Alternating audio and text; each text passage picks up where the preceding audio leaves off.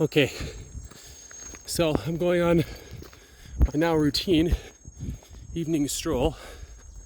Just a beautiful time of the day, right around 5 o'clock.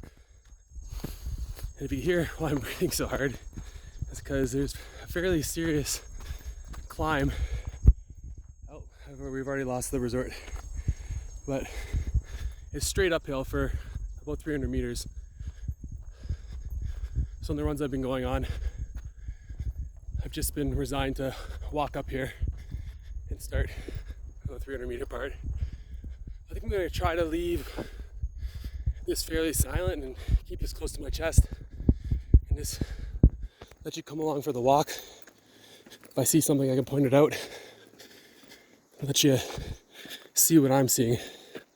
This is just the most gorgeous and beautiful about 2 kilometer hike along these famous dirt trails of Iten out to the main road. They do have a very nice paved main road, but most of all of the other side roads and paths and trails is this famous red clay.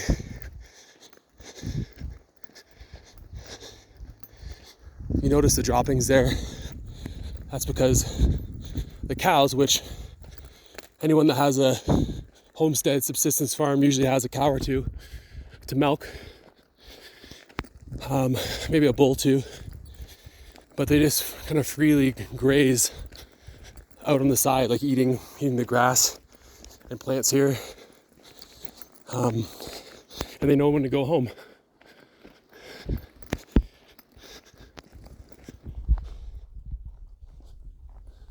Hello, good evening. Hey, fine.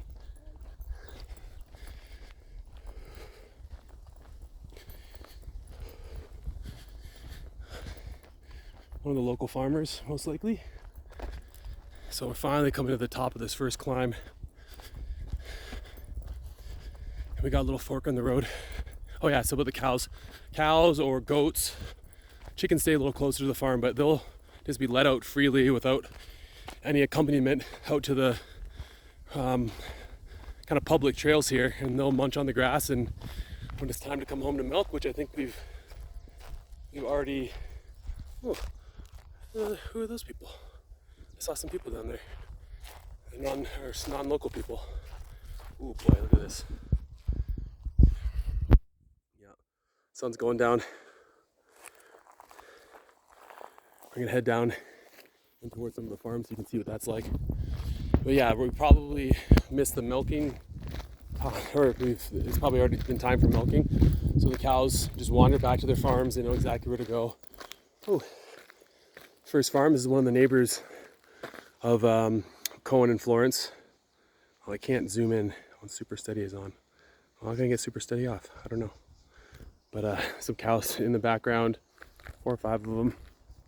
This is a fairly big homestead, and they have a tractor as well. So these people would be pretty well off with that many cows and that big of a plot of land. Oh my God!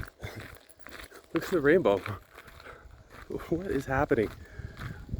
Like, I literally think this is one of the more magical places I visited, and we get a rainbow on top of it. It kind of feels like a dream right now. I'm just saying. And if we are in some sort of matrix world, that rainbow isn't helping, because it's kind of obvious that we are just tossing a random rainbow in there. Totally in the matrix.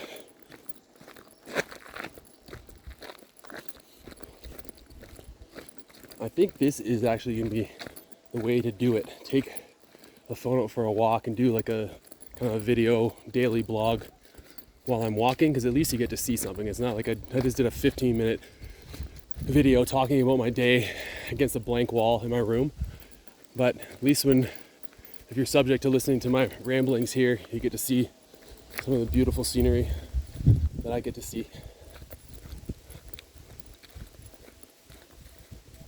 A rainbow, unbelievable.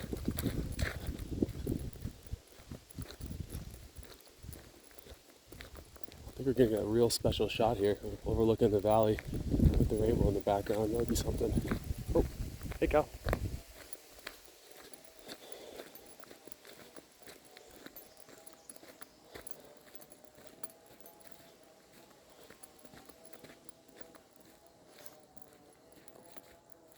Like I said in my past video, we're literally walking on the edge of the Rift Valley, which is where they found the first signs of man or woman. Not that much of a is it anthropological. Hello.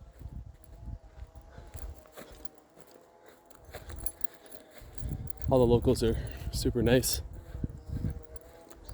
Yeah, so they found the first fossils of early human in this valley, not necessarily at this spot, because the valley is very long.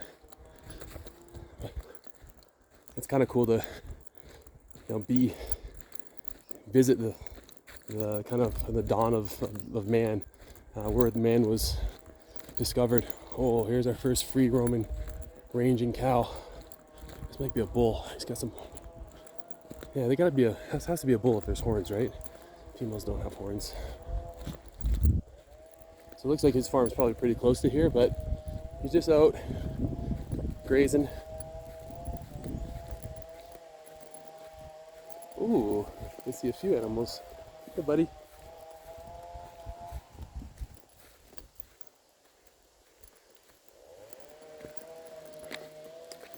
Some sheep.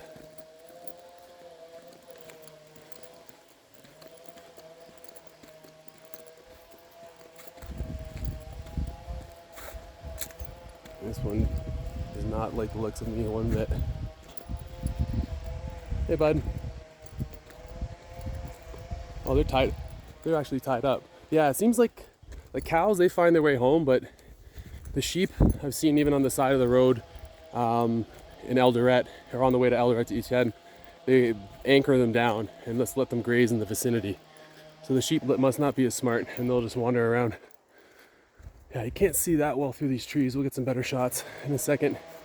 But like just, small plots of land, enough so they can grow some corn, have some animals to graze on. They can sell the animals for meat, I'm assuming with the sheep, or milk with the cows.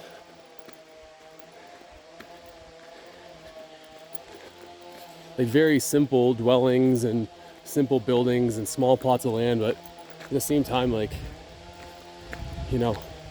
from a outsider's point of view, very idyllic. Like everything's kind of really calm and simple. It's one of those things that, I'm sure the people that are living there would like more means and a bigger place. Certainly, but from an outsider's perspective, looking at it, it's like, oh, that just seems so peaceful with less going on. Got a chainsaw in the background. That's what I like to hear. I think they might be chopping down some corn stalks. It could be. And we just at the tail end of the maize harvest in the area. So they're cutting down the stalks. I think they probably burned the stalks for fuel.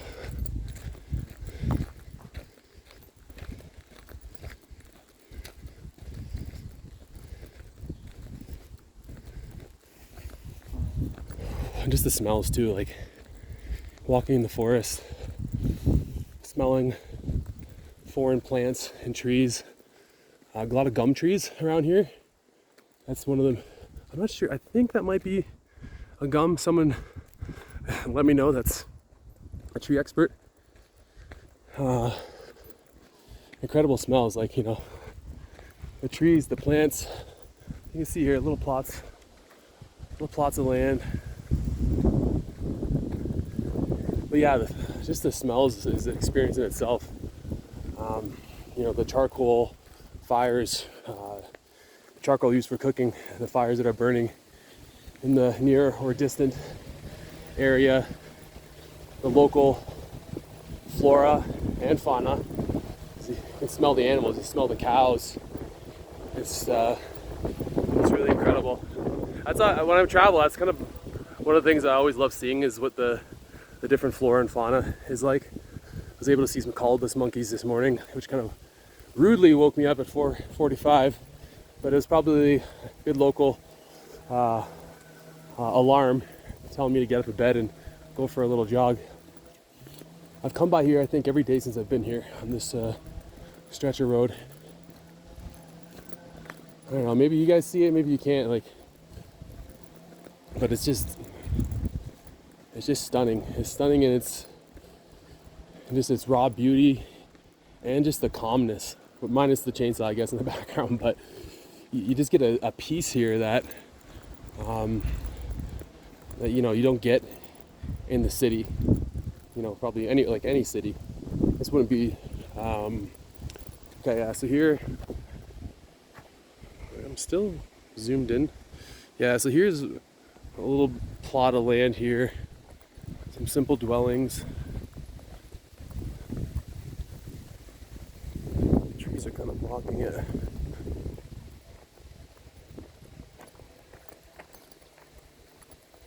I get some chicken coops, like pretty Spartan dwellings.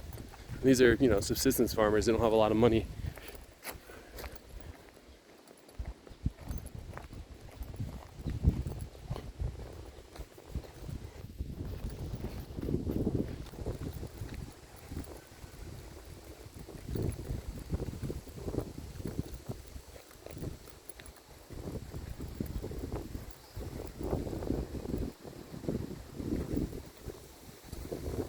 There's the rainbow again. So these are all maize fields, recently harvested, stalks still lying on the ground.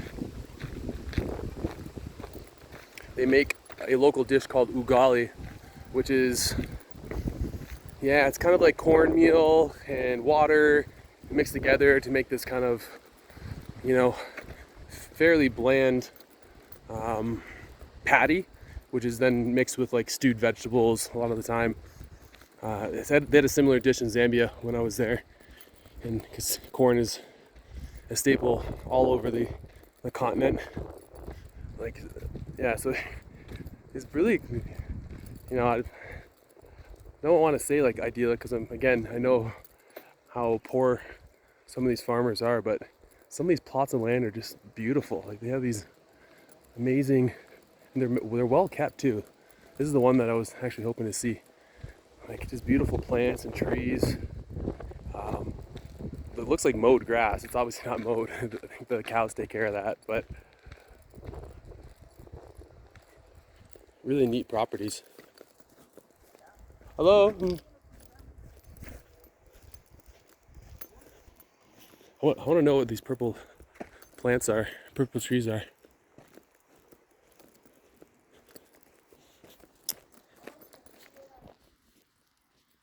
Even when I go to the HATC, I'll be coming back here, hopefully with a little bit of frequency.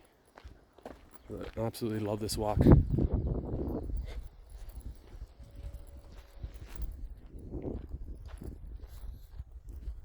Clothes, hang drying. Definitely breezy enough, sunny enough. That's easily done.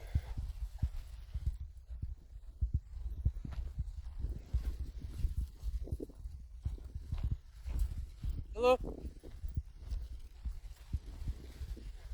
I brought a whole packet of sweets. Me and Nicole did a little shopping spree at Dollarama, and the sweets have been. You wanna come say hi? There's a little kid in the distance. I wonder if he'll come over. See if I can give him a sweet. I got rockets today. I've been having different candies kind of every day. I got rockets today. They're gonna love the rockets. Would you like a candy? I gotta give him two. Here you go. You're from Canada. Enjoy. Bye-bye.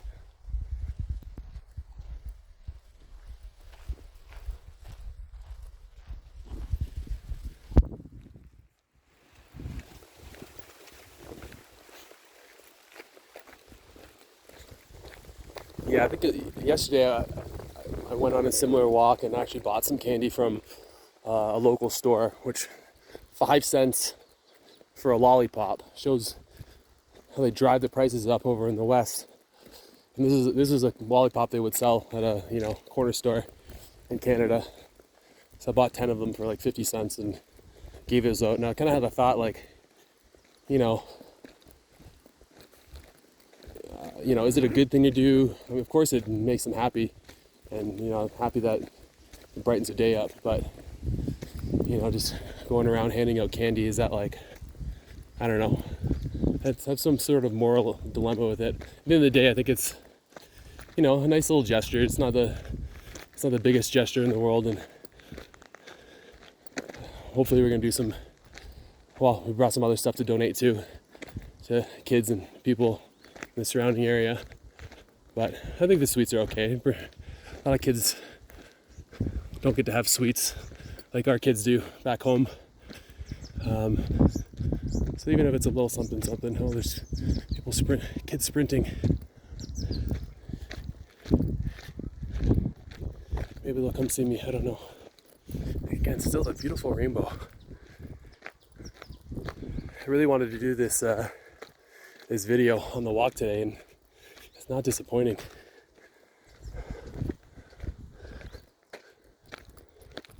Oh.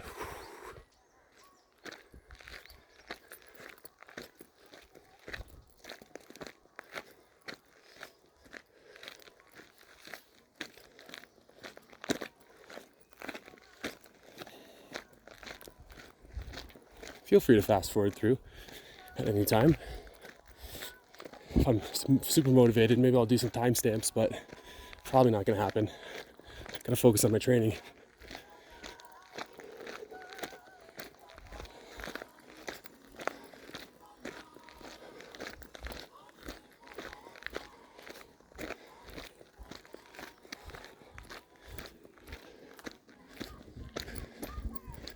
Yeah, so I think it's after 5 now. The kids have a long day at school. They're at school at like 6:30 in the morning, a lot of schools, 7 maybe the latest. And they're there till, I think 5 o'clock on a lot of days. It is Saturday. So the younger kids don't board, but any high school kids, they'll board full time. Hello. Yeah, this is the same road I took yesterday. This is the little shop by the local school that sold the candy. Oh, there's a milk plant right here. I didn't even notice that yesterday. So the farmers can bring their milk there and get it sold in cities. So this is kind of what a typical shop in the area would look like. Tin hut, very simple, selling basic stuff, candy, water, soft drinks. This is what the local corner store looks like.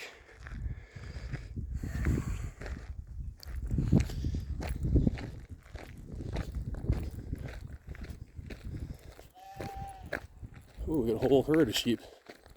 These ones are free roaming. These are smarter sheep than the other ones, maybe.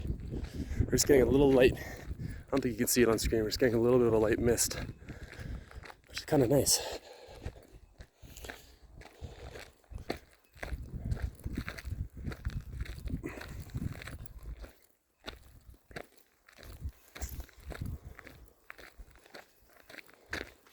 Oh, little baby. Hi, baby.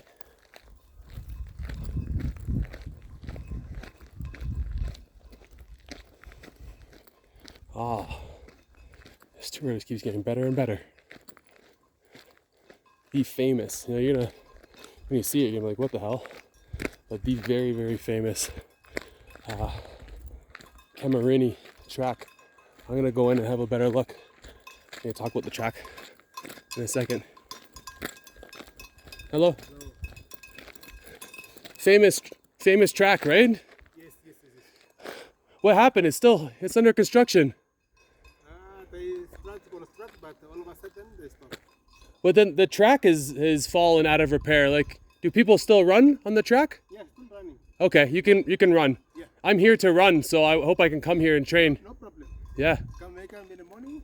Yeah. Anytime, no problem. When is track training usually? Is it certain days? A Tuesday, I heard maybe. Tuesdays, the last days. Tuesday and Thursday. Yes. In the afternoon or morning? Mostly in the morning, and then sometimes around 3. Around 3? Yeah. Because I'm a track guy. I'm a 400, 800 meter guy. Oh. So I'm pretty fast, but I can only last for like 200, 400 meters. So I'm gonna show them a little Canadian speed when I train this week. Okay, maybe when you come here, you'll meet some other guys from that field events. Yeah. Yes, you'll come around. Is it okay? Or it looks like it's locked. It's open. Can I go in? Yeah. Okay. We're gonna have a go look. And how do I pronounce the track? Is it Camarini or Camarini track? World champions. Famous world champions, Olympic gold medalists. David Rhodisia probably trained here, yeah? Exactly. Yeah, David Rhodisia, world record holder in 800 meters, which is an event I'm going to run in. Not in the Olympics, but look at the rainbow over the famous Camarini double rainbow. Oh my God, I am blessed. So this is a famous dirt track. Doesn't look like much. Oaks Park is, would put this thing to shame, physically, but this is up at 8,000 feet. It's a traditional dirt track. I guess it sounds like they still train here. There's rocks on the track, but they were putting in a big, from what I read, they were going to do a big renovation, and it's kind of in the middle of it. You can see the dirt mounds. There's some little infrastructure, some foundation work that's down there for the other opposing stand, I'm assuming, but yeah, construction is stopped now for a couple of years, and the track has fallen into a little bit of disrepair, but it's on the edge of the Rift Valley. It's just like breathtaking views. But yeah, apparently Tuesdays and Thursdays, you heard it, they're training here. I'm gonna show them a little Canadian speed. Hang on for maybe a couple 200, 400 meter reps, and I'll be excited to show you guys some of that in a week or two. Okay, Camarini track. The famous.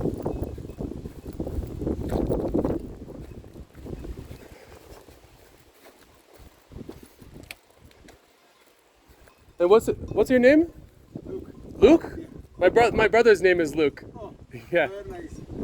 There you go, Luke. That's another Luke from Iten, Kenya. Were you a runner ever? No. No? I'm not a runner. Not a runner? Well, let me say, when I was in a secondary school, primary and secondary school, I was running. Yeah, of course. I started running maybe around 800 meters to 100 meters. Yeah, 200 meters. Yes. You were a sprinter. Yes. Yes, I know they have. I forget his name, but the first Kenyan or first No, maybe not first African. First Kenyan for sure to break 10 seconds. Do you know his name? There's a Kenyan. Omanyala. Omanyala?